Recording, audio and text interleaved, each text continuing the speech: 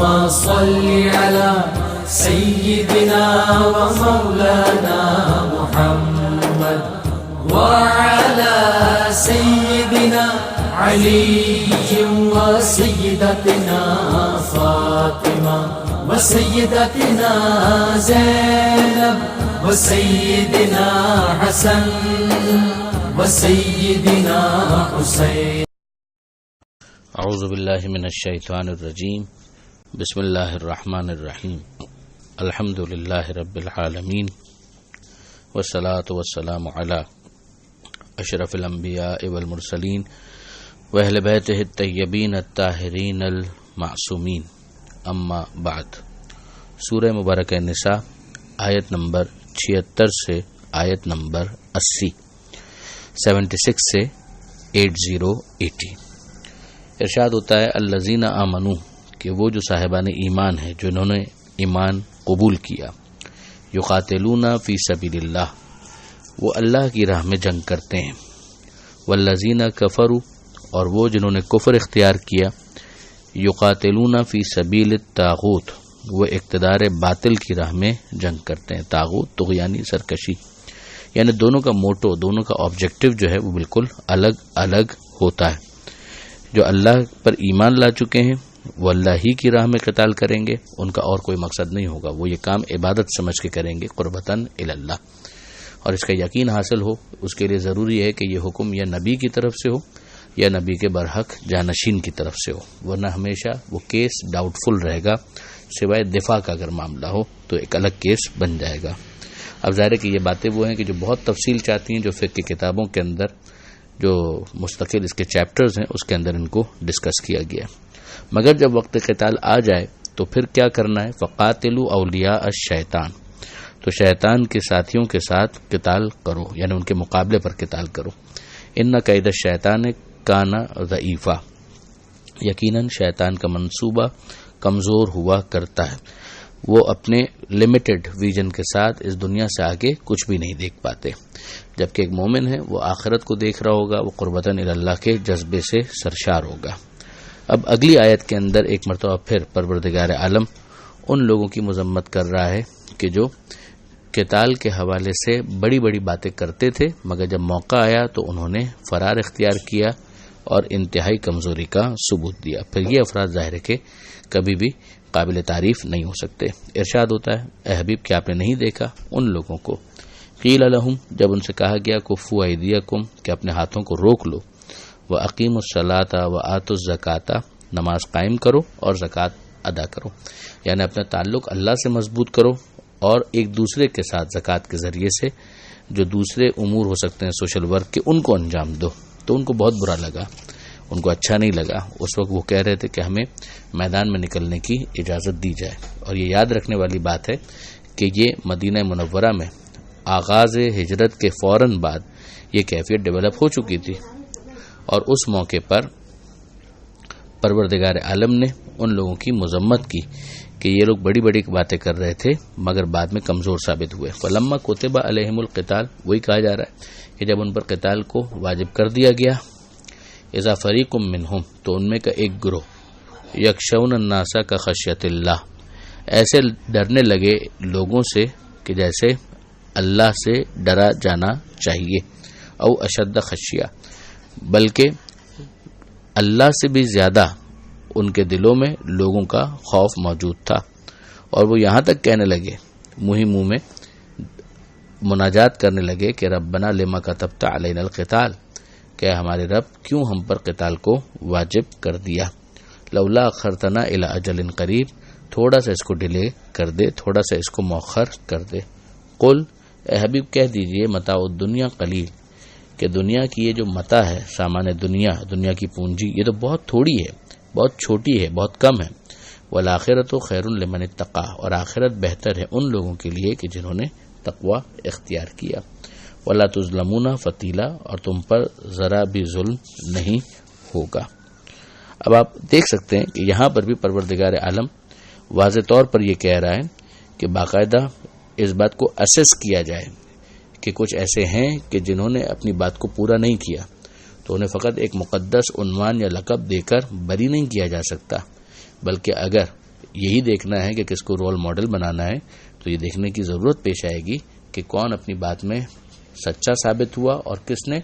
اپنی بات کو پورا نہیں کیا اور اس نے کمزوری کا مظاہرہ کیا۔ اگر پروردگار عالم یہ چاہ رہا ہوتا کہ ان لوگوں کے اس کردار کو نظر انداز کر دیا جائے تو قرآن جیسی کتاب جو ابد الآباد تک باقی رہنے والی ہے، قیامت تک باقی رہنے والی ہے، اس کتاب میں اس انداز سے ذکر نہ آتا، اور یہ تو بالکل بھی نہ کہا جاتا کہ کیا آپ نے نہیں دیکھا۔ ظاہر ہے کہ مسلمان جب بھی قرآن پڑھیں گے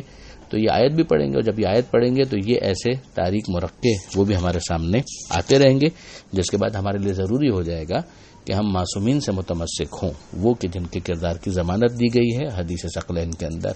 نہ کہ ہر شخص کو کہ جو وہاں پر موجود ہو اسے صرف اس وجہ سے کہ وہاں وہ بزم پیغمبر میں موجود تھا لہٰذا اس کو آئیڈیل مان لیا جائے۔ یہ بہت مشکل ہوگا، اور خود قرآن کی آیتیں ہماری اس حوالے سے رہنمائی کر رہی ہیں۔ بات آگے بڑھتی ہے، پروردگار فرماتا ہے کہ اینما تکونوا، تم کہیں پر بھی چلے جاؤ، یدرککم الموت، موت تو بہرحال تمہیں آ جائے گی، ولو کنتم فی بروج مشیدہ، چاہے تم مضبوط قلعوں کے اندر ہی پناہ گزین ہو جاؤ۔ یعنی ایسا تو نہیں ہے کہ اگر میدان جنگ نہ ہوا تو تمہیں موت نہیں آئے گی، بستر پر بھی موت تو آئی جائے گی۔ یہ تو ایک شرف ہے کہ انسان اپنی زندگی کو خدا کی راہ میں خرچ کرے۔ وَإِن تُصِبْهُمْ حَسَنَةٌ، اور اگر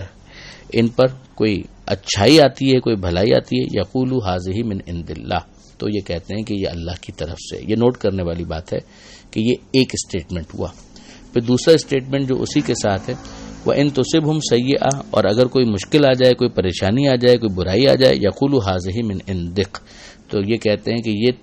آپ کی وجہ سے آئی، یعنی یہ پیغمبر اکرم صلی اللہ علیہ وآلہ وسلم کو مخاطب کر کے یہ جملہ کہنے والے اس طرح سے گویا پیغمبر اکرم پر معاذ اللہ بدشگونی کا الزام لگاتے ہیں۔ پروردگار عالم نے دفاع کیا اور یہ ارشاد فرمایا قل، اے حبیب کہہ دیجئے کل من عند اللہ، سب کچھ اللہ ہی کی طرف سے ہے۔ یعنی اگر کوئی کامیابی ہے، کوئی بھلائی ہوئی وہ بھی اللہ کی طرف سے، کوئی برائی ہوئی وہ بھی اللہ کی طرف سے ہے۔ یہ ڈیزائن کے اعتبار سے کہ اس دنیا کے اندر جو پروردگار عالم کا ایک نظام ہے، مثلا پروردگار عالم نے یہ ارشاد فرمایا کہ لیس علی الانسان الا ما سعی، انسان کو وہی کچھ ملے گا جس کی وہ کوشش کرتا ہے۔ اب اگر کوئی میدان سے فرار اختیار کر دے اور اس کے نتیجے میں اوور آل مسلمانوں کو زحمت کا سامنا کرنا پڑ جائے تو ایک امتحان اپنی جگہ پر، اور اس کے بعد مسلمانوں کی طرف سے یہ کوتاہی جس کا نتیجہ یہ نکلے گا کہ وہ ڈیزائن جو پروردگار نے بنایا ہے اس کے اندر ایک انسان کو زحمت کا سامنا کرنا پڑے گا، مگر اس کا ذمہ دار کون ہے؟ ڈیزائن پروردگار کی طرف سے ہے، اور اس کے بعد اس ڈیزائن کو اکارڈنگلی فالو نہ کرنا جس کی وجہ سے وہ مسلمان ذمہ دار قرار پائیں گے۔ بندگی کا تقاضا یہ ہے کہ جو نیکی ہے، اچھائی ہے، اسے پروردگار کی طرف سے توفیق مانی جائے، اس میں بھی انسان کو کوشش کرنی ہے، اور بندگی ہی کا تقاضا یہ ہے کہ اگر کبھی کوئی زحمت کا سامنا ہو تو انسان اس ڈیزائن کے اندر موجود قانون کو نہ سمجھنے کی وجہ سے اپنے آپ کو ذمہ دار قرار دے، نہ یہ کہ اللہ کے نبی اور اللہ کے رسول کو ذمہ دار قرار دے۔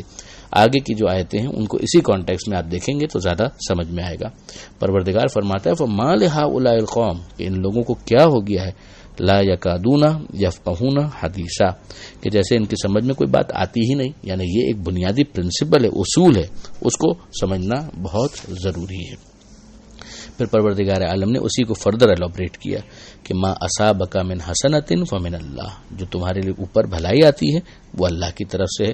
وما اصابک من سیئۃ فمن نفسک، اور اگر تم پر کوئی برائی آتی ہے تو تم خود اس کے ذمہ دار ہو،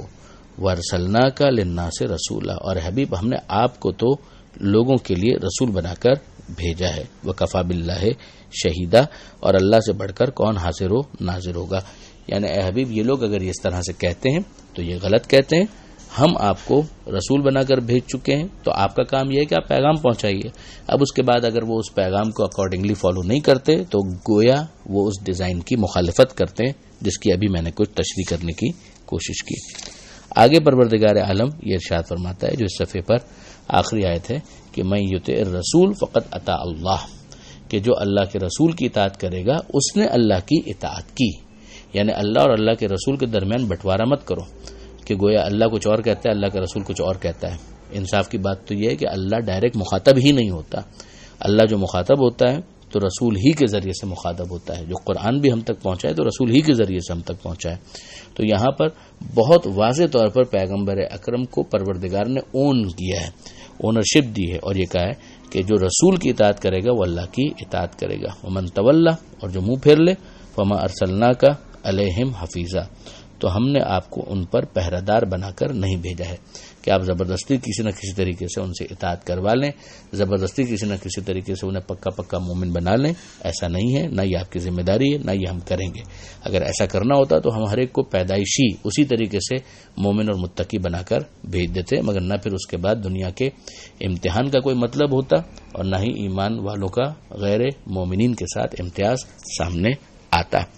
یہ بہت اہم صفحہ تھا، اور اس صفحے پر میں آپ سے گزارش کروں گا کہ بہت غور کیجیے گا تاکہ اس ڈیزائن کو صحیح طرح سے سمجھنے میں آسانی ہو جس دنیا کے اندر پروردگار عالم نے قائم فرمایا ہے. پروردگار عالم سے دعا ہے قرآن مجید سمجھنے اور اس پر عمل کرنے کی توفیق عطا فرما، اور وارث قرآن امام زمانہ کے ظہور میں تعجیل فرما.